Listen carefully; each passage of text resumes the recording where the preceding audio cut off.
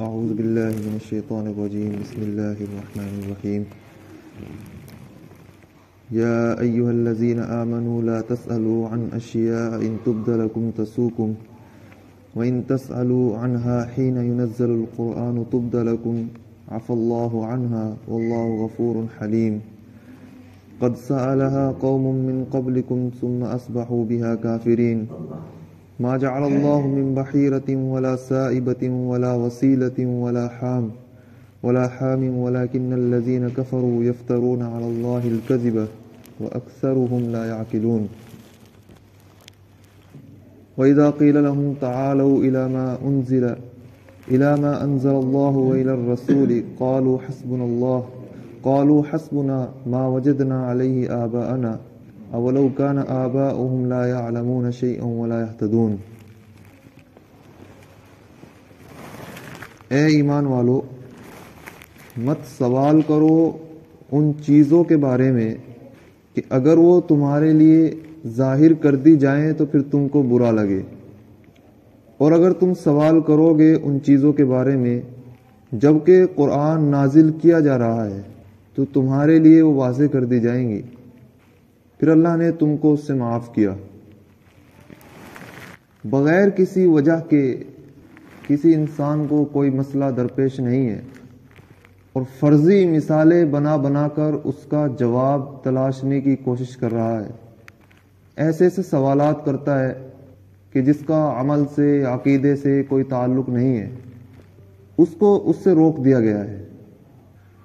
اور خاص طور سے جبکہ قرآن کریم نازل کیا جا رہا ہو، اور اس وقت پھر کوئی ایسے سوال کرے کہ جس کی وجہ سے ایک چیز جو امت پر نازل نہیں کی گئی اور اس کے سوال کی وجہ سے وہ حرام ہو جائے، جس سے امت کو تنگی ہو، تو پھر اللہ کے رسول نے حدیث میں فرمایا ہے کہ وہ شخص بہت بڑا مجرم ہے کہ جو ایسی چیز کا سوال کرے کہ جو چیز حرام نہیں ہے، اور پھر اس کے سوال کی وجہ سے وہ حرام کر دی گئی۔ اللہ نے قرآن میں وہ نازل فرما دی۔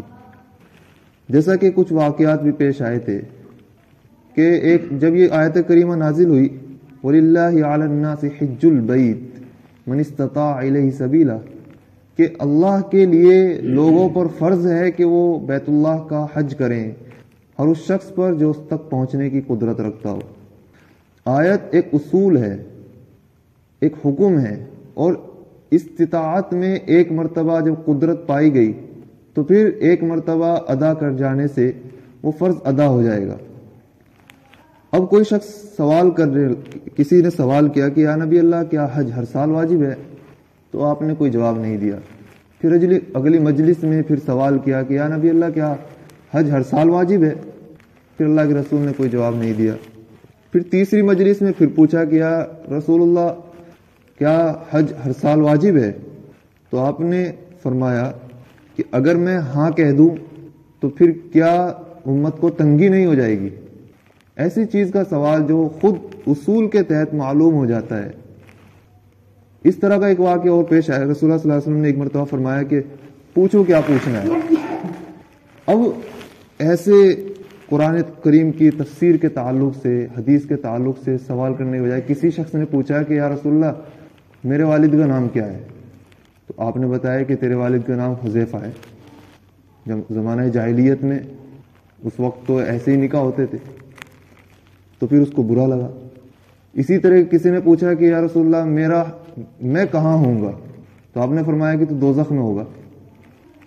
ایسے سوال کرنا کہ جس کا عمل سے، عقیدے سے کوئی تعلق نہیں ہے، خام خواہ کی بال کی کھال نکالنا، اس کو روک دیا گیا ہے۔ امت کو اس سے روک دیا گیا ہے کہ فرضی مثالیں گھڑ گھڑ کر ان کے جواب تلاشے جائیں، خاص طور سے قرآن کے نزول کے زمانے میں، اور قرآن کے نزول کے بعد بھی کسی انسان کے پاس کوئی واقعہ پیش نہیں آیا اور پھر جا کر مفتی سے معلوم کرتا ہے کہ جی ایسے ایسا واقعہ ہے، اس کا جواب کیا ہوگا۔ وہ وقت کا ضائع کرنا بھی ہے، اور وہ تلاش کرے گا اس جواب کو تو وہ اس کے لیے تنگی کا باعث بھی ہے۔ اس وجہ سے روک دیا گیا ہے۔ یا الذین آمنوا لا تسألوا عن اشیاء ان تبد لکم تسؤکم، اے ایمان والو مت پوچھو ان چیزوں کے بارے میں کہ جب تمہارے لیے واضح کر دی جائے تو پھر تم کو برا لگے۔ بنی اسرائیل کا واقعہ بھی سورہ بقرہ میں گزر چکا ہے کہ جب ان کے ہاں کسی شخص کا قتل ہوا، حضرت موسیٰ علیہ الصلوۃ والسلام کے پاس آئے کہ معلوم نہیں ہوتا کہ قاتل کون ہے اور الزام لگا رہے ہیں دوسرے پر. تو موسیٰ علیہ الصلوۃ والسلام نے فرمایا کہ ایک گائے ذبح کرو. اب کوئی بھی گائے ذبح کر دیتے تو ان کا مسئلہ حل ہو جاتا. انہوں نے پوچھا کہ جی گائے کیسی ہو؟ پھر جب بتایا کہ گائے شوخ رنگ کی ہو، انہوں نے پوچھا کہ وہ ہل میں جتی ہوئی ہو یا بغیر ہل کی ہو، اس کا رنگ کیسا ہو، کس عمر کی ہو. جب پوچھتے گئے تو پھر حضرت موسیٰ علیہ الصلوۃ والسلام بتاتے گئے کہ ایسی ایسی ہو. جب ایسی گائیں ان کے سامنے واضح ہو گئی تو اب ایسی گائے ملنی مشکل ہو گئی. پھر تلاش کرتے پھرے اور پھر ان پر تنگی آئی. غرض اگر نہ پوچھتے کوئی بھی گائے ذبح کر دیتے، اور جو طریقہ موسیٰ علیہ الصلوۃ والسلام نے بتایا تھا کہ اس کا کچھ عضو اس قاتل کے حصے پر لگا دیں تو وہ قاتل بول پڑے گا اور بتا دے گا کہ اس کو کس نے قتل کیا ہے، تو تمہارا مسئلہ حل ہو جائے گا. لیکن انہوں نے بال کی کھال نکالنے کی کوشش کی اور ایسے ایسے باتیں پوچھی کہ جس کی ضرورت نہیں تھی، تو پھر تنگی پیدا ہوئی. تو اگر تمہارے لیے پھر واضح کر دی گئی تو پھر تم کو پھر برا لگے گا. وَإِن تَسْأَلُوا عَنْهَا حِينَ، جیسا کہ ان صحابی کو برا لگا تھا، انہوں نے اپنے والد کے بارے میں پوچھا. آپ نے فرمایا کہ تیرے والد حذیفہ ہیں. یہ خبر ان کی والدہ تک بھی پہنچی تو انہوں نے کہا ہلاک ہو کہ اس نے اپنی ماں پر اعتبار نہیں کیا. کیا اسلام سے پہلے بھی کوئی نکاح ہوتے تھے؟ پھر انہوں نے یہ فرمایا وَإِن تَسْأَلُوا عَنْهَا حِينَ يُنَزَّلُ الْقُرْآنُ تُبْدَ لَكُمْ، کہ اگر تم سوال کرو گے ان چیزوں کے بارے میں جبکہ قرآن نازل کیا جا رہا ہے تو پھر تم کو وہ چیز واضح کر دی جائے گی. عَفَا اللَّهُ عَنْهَا، لیکن پیچھے جو سوالات کر چکے ہو، جیسا کہ کچھ سوالات پہلے کیے تھے جو سورہ بقرہ میں بھی گزرے ہیں، يَسْأَلُونَكَ عَنِ الْمَحِيضِ يَسْأَلُونَكَ مَاذَا يُنْفِقُونَ، تو وہ معاف ہیں.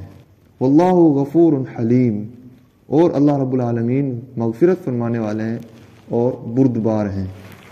قَدْ سَأَلَهَا قَوْمٌ مِّن قَبْلِكُمْ ثُمَّ أَصْبَحُوا بِهَا كَافِرِينَ، تم سے پہلے بھی ایک جماعت نے ایسے ہی سوال کیے تھے، پھر ہو گئے وہ اس کا انکار کرنے والے.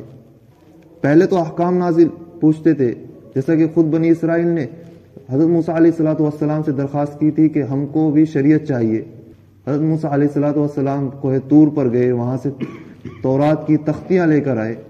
جب لے کر آئے تو پھر کہنے لگے کہ ہمیں کیا معلوم کہ تمہاری جانب سے ہیں، تم خود لکھ لے آئے ہوں گے، اب ہمیں اس کی تصدیق بھی چاہیے. پہلے سوال خود کیا تھا شریعت کا، جب شریعت آ گئی تو پھر اس کا انکار کرنے والے ہو گئے. سوال نہ کرتے، ایسے ہی زندگی گزارتے رہتے حضرت موسیٰ علیہ الصلوۃ والسلام کے ساتھ میں، آپ کے ارشادات کے ساتھ تو چلتا رہتا. لیکن جب شریعت آ گئی، اب اس کا انکار کیا تو اس کا کفر کرنے والے ہوئے، پھر ہو جاتے ہیں اس کا انکار کرنے والے. ما جعل اللہ من بحیرۃ ولا سائبۃ ولا وسیلۃ ولا حام، اللہ نے مقرر نہیں کیا ہے نہ ہی بحیرہ کو، نہ سائبہ کو، نہ وسیلہ کو، نہ حام کو. زمانہ جاہلیت میں کچھ اس طرح کے جانور ہوتے تھے کہ جن کو وہ بتوں کے نام پر آزاد کرتے تھے. بحیرہ اس جانور کو کہتے تھے کہ جس کا دودھ انہوں نے بتوں کے نام پر وقف کر دیا ہے، اس کا دودھ بتوں کے نام پر جائے گا. اور بتوں کے نام پر جائے گا یعنی جو بتوں کے مجاور ہیں وہ برہمنوں کے نام جائے گا. ولا سائبتن، سائبہ اس جانور کو کہتے تھے جو مکمل جانور کسی بت کے نام انہوں نے وقف کر دیا ہے. ایک کا دودھ وقف کیا تھا، سائبہ وہ جانور تھا جس کو مکمل بتوں کے نام پر وقف کر دیا. ولا وسیلتن، وسیلہ اس اونٹنی کو کہا جاتا تھا کہ جو مسلسل مادہ بچہ پیدا کرے، مسلسل مادہ. تو اس کی ایک مقدار ہوتی تھی کہ اتنی تعداد میں جب اس نے مادہ اونٹنی دی تو پھر اس کو بھی بتوں کے نام پر. اور حام بھی اسی طرح کی ایک تعداد اگر اس نے نر ہو یا مادہ، غرض اس طرح کے جانور تھے. تو انہوں نے اپنی جانب سے کہ اتنے اگر اونٹنی بہائی تو پھر اس کا کھانا ناجائز ہے اور وہ اللہ کے نام پر ہے، بتوں کے نام پر ہے. یہ اللہ رب العالمین نے مقرر نہیں کیے تھے، بلکہ یہ ان کا الزام تھا، ان کا جھوٹ تھا اللہ رب العالمین پر کہ بغیر کسی شریعت کے جب انسان اپنی رسم و رواج کے پیچھے چلتا ہے تو اس کا یہی حال ہوتا ہے، اور ان رسموں کے بڑھتے بڑھتے پیچھے رسمیں چھوٹتی جاتی ہیں، آگے نئی پیدا ہوتی جاتی ہیں، اور یہاں تک بن جاتا ہے کہ پھر وہ ایک مکمل دین بن کر رہ جاتا ہے، اور دین کا ان کے نام پر کوئی عمل بھی باقی نہیں رہتا۔ خود مکہ والوں کا یہ گمان تھا کہ وہ حضرت ابراہیم علیہ الصلوۃ والسلام کی شریعت پر ہیں، لیکن حضرت ابراہیم کی شریعت میں چند رسوم کے علاوہ ان کی زندگی میں کوئی چیز باقی نہیں تھی، صرف رسم و رواج تھی۔ وَلَكِنَّ الَّذِينَ كَفَرُوا، لیکن انہوں نے کفر کیا ہے، لیکن جن لوگوں نے کفر کیا ہے وہ اللہ پر جھوٹ باندھتے ہیں کہ اللہ نے ان کو مقرر کیا ہے، بلکہ اللہ نے ان کو مقرر نہیں کیا۔ وَأَكْثَرُهُمْ لَا يَعْقِلُونَ، اور ان میں سے اکثر جو ہے وہ بے عقل ہیں۔ اور جب ان کو کہا جاتا ہے کہ آؤ اس چیز کی جانب جو اللہ نے نازل کی ہے اور رسول کی جانب آؤ، تو کہتے ہیں کہ ہم کو تو کافی ہے وہی جس پر ہم نے اپنے بابا و اجداد کو پایا ہے۔ جب شریعت کی جانب ان کو بلایا جاتا تو کہتے کہ کیا تم اپنے ماں باپ کو، اپنے پرکھوں کو، اپنے اجداد کو بیوقوف سمجھتے ہو کہ وہ غلط راہ پر تھے؟ شریعت ان کی صرف یہی تھی کہ جو چیز رسم و رواج چلی آتی تھی اس پر عمل۔ قرآن نے اس کا جواب دیا ہے اولو کان آباؤہم لا یعلمون شیئا ولا یہتدون۔ ایک سوال بنا کر پیش کیا ہے قرآن نے سیدھا طور پر یہ نہیں کہا کہ نہیں تمہارے اجداد بیوقوف ہی تھے، اس سے اور زیادہ ان کی مرچ لگ جاتی، بلکہ قرآن نے ایک سوال بنا کر پیش کیا ہے کہ تو کیا تمہارے آبا و اجداد اگر نہ سمجھتے تھے اور نہ ہدایت پر تھے تو پھر کیا؟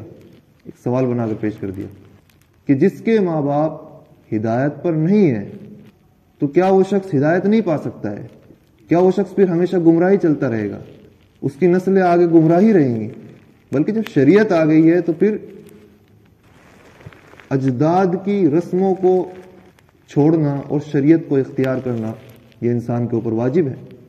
تو قرآن نے یہ جواب دیا ہے کہ اولو کان آباؤہم لا یعلمون شیئا ولا یہتدون، کہ کیا پھر اگر تمہارے آبا و اجداد نہیں جانتے تھے کچھ بھی چیز اور نہ ہی وہ ہدایت پر تھے، تو جب ایسے نہیں تھے، ہدایت پر نہیں تھے، تو پھر ان کی پیروی لازم نہیں ہے۔